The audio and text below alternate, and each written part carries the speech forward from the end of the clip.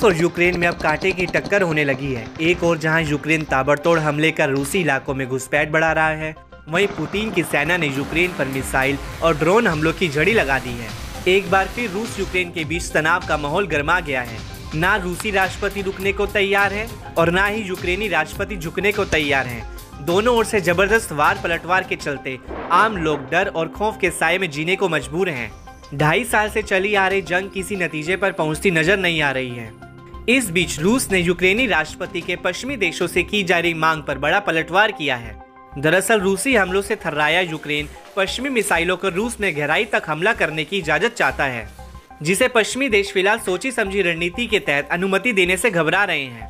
दावा है कि पश्चिमी देशों ने अपने कुछ ही हथियारों के रूस के भीतर तक इस्तेमाल की मंजूरी दी है, मगर लंबी दूरी के कई पश्चिमी देशों के खतरनाक हथियारों के रूस के अंदर तक इस्तेमाल पर रोक लगी हुई है।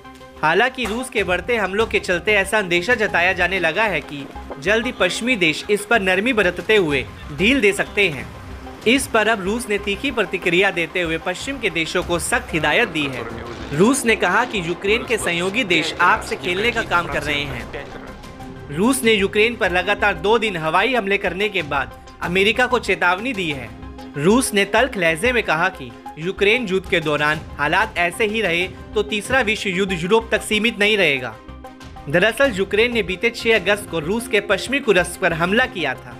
दावा है कि द्वितीय विश्व युद्ध के बाद ये रूस पर सबसे बड़ा विदेशी हमला है, जिस पर यूक्रेन ने कब्जा जमाते हुए अपने इलाके में शामिल करने का ऐलान किया।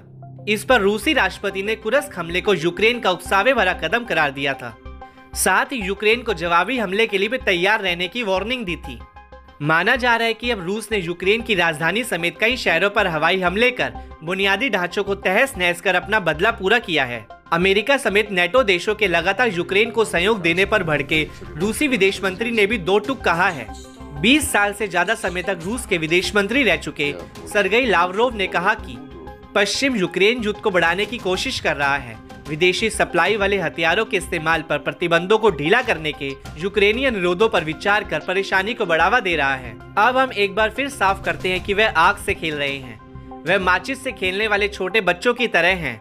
ये उन विकसित देशों के लिए बहुत खतरनाक बात है जिन्हें किसी न किसी पश्चिमी देश में परमाणु हथियार सौंपे गए हैं।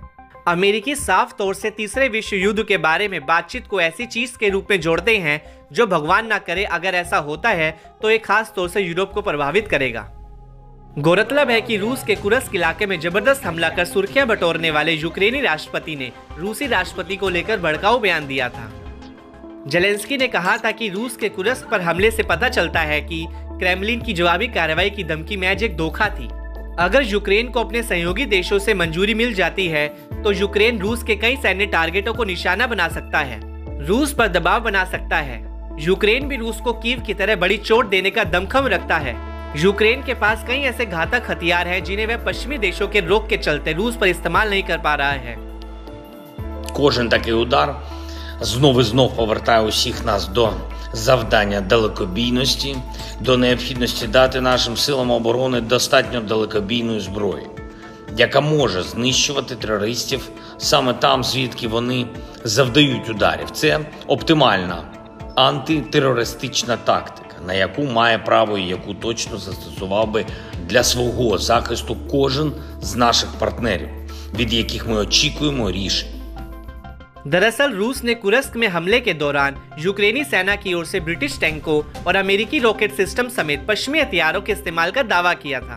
खुद यूक्रेन ने भी कुर्स्क में पुलों को तबाह करने के लिए अमेरिकी हिमारस मिसाइलों के इस्तेमाल की पुष्टि की थी।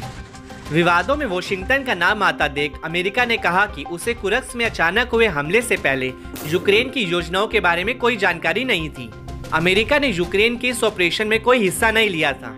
इस पर पुतिन के विदेश खुफिया प्रमुख सरगेई नारिश्किन ने कहा कि मॉस्को पश्चिमी दावों पर विश्वास नहीं करता है कि उसका कुर्स्क हमलों से कोई लेना देना नहीं है।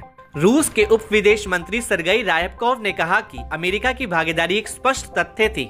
वहीं रूसी दावों को बल तब मिला जब न्यूयॉर्क टाइम्स ने बताया कि अमेरिका और ब्रिटेन ने यूक्रेनी हमले के बाद के दिनों में यूक्रेन को सैटेलाइट इमेजरी और कुर्स्क के बारे में बाकी जानकारियां साझा की थी। खुफिया जानकारी का उद्देश्य यूक्रेन को रूसी सैनिकों पर बेहतर नजर रखने में मदद करना था।